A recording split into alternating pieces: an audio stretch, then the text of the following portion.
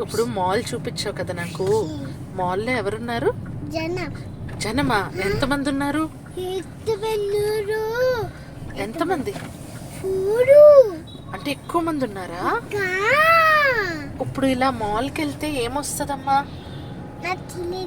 కాదురా, అక్కడ అన్నావు కదా అంతమంది మాల్కి వెళ్తే ఏమొస్తుంది? కరోనా వస్తుందా? అవునమ్మా. మరి వెళ్ళొచ్చా వెళ్ళకూడదు ఈ టైంలో? జస్ట్ చూపించావా మాల్ని? ఓహో, తీసుకెళ్ళమని కాదా? మనం వెళ్ళకూడదు కదా మాల్కి.